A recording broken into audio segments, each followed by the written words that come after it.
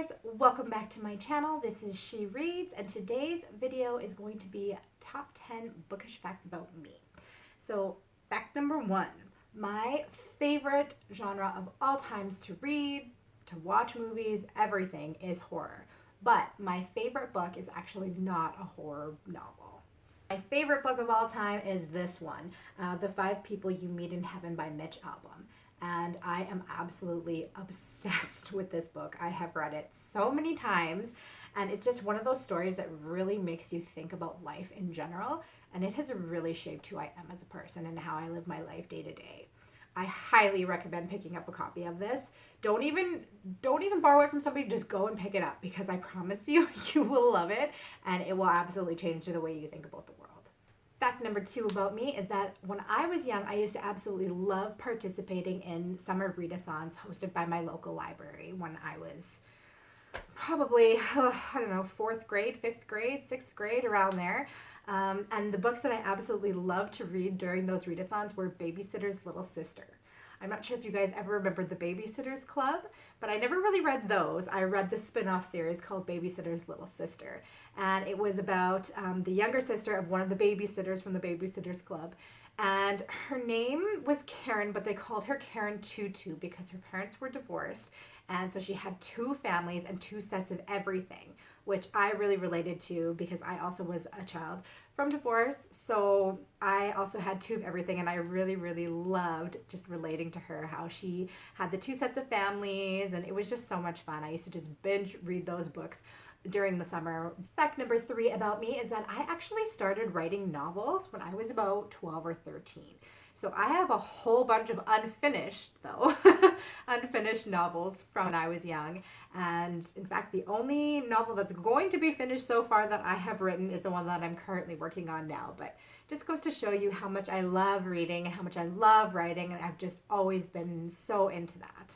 Fact number four is that the only author that I buy absolutely everything from without question is Mitch Albom. He is, like I said earlier, he's the author of my favorite novel, The Five People You Meet in Heaven, and all of his works are absolutely amazing. They're all very thought-provoking.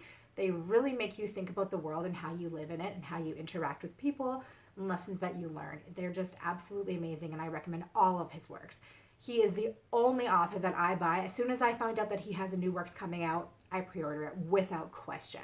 And I believe coming out in October, he's going to be having a sequel to The Five People You Meet in Heaven, which I've already pre-ordered, and I absolutely cannot wait for that to come out. I know exactly what I'm doing that day as soon as it comes in the mail. Fact number five is that I only have one storybook left from when I was a child, and that is this one. It's How Do I Love You, and I have no idea where all my other storybooks went from when I was a kid. I have no idea if my mom got rid of them or what, but they're all gone, and I only have this one.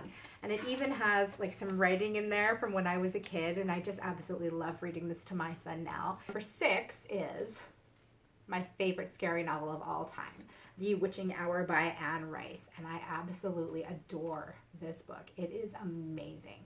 This is the first in a 3-part series, and to be honest with you, I didn't really care for the other two books. It almost kind of felt like, I mean, the second book was okay, but the third was way off. And I almost kind of think that maybe she didn't really have an end game in mind when she started writing this, because from this first book to the last one, it just goes in a completely different direction that you would never expect. And I just did not like it. From this book, I just thought she could have done so many amazing things with it. I thought that she could have gone in so many different directions and really had an amazing ending, but I just didn't get that with the last two books. So I have reread this one a few times, and it's just haunting, it's eerie. It's not the type of book that has just a bunch of like scary events happening and you're just going to be sitting there terrified. It's more that it's really, really eerie. And I just absolutely love it, and if you're looking for something to kind of give you a chill, definitely pick it up, but I wouldn't bother with the other two.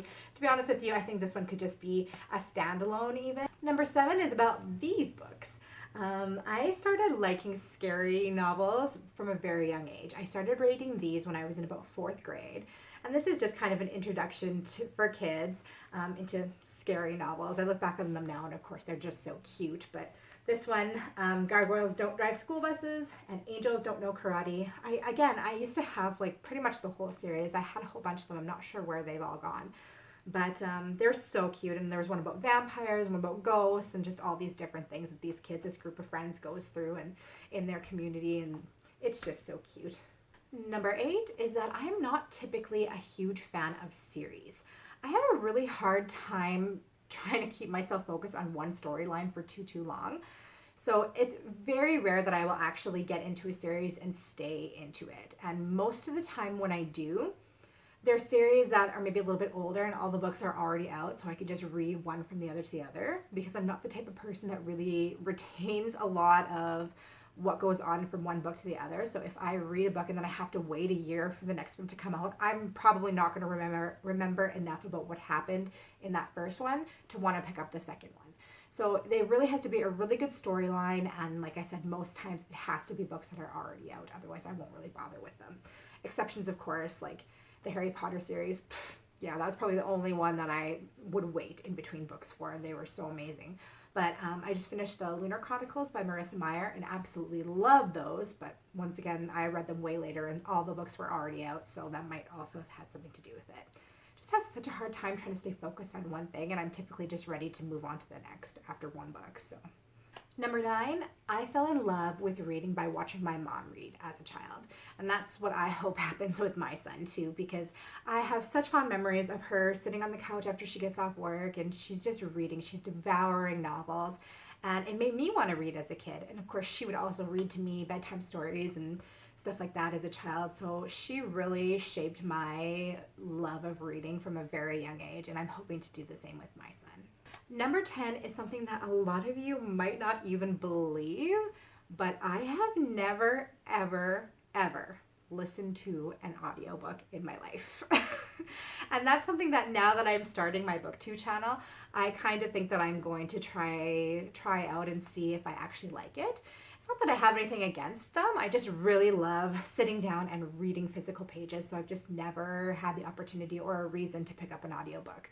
But now that I want to start reading more and more for my channel, especially because I live in a smaller town that's about an hour away from our next major city. So if I ever want to run into town, like do a big grocery shop or something like that, I have that hour drive. And I typically make it usually once a week, sometimes twice a week. So that's quite a bit of reading that I could be doing on that time. So I probably will pick them up and see if I like them. Guys, that is the 10 bookish facts about me.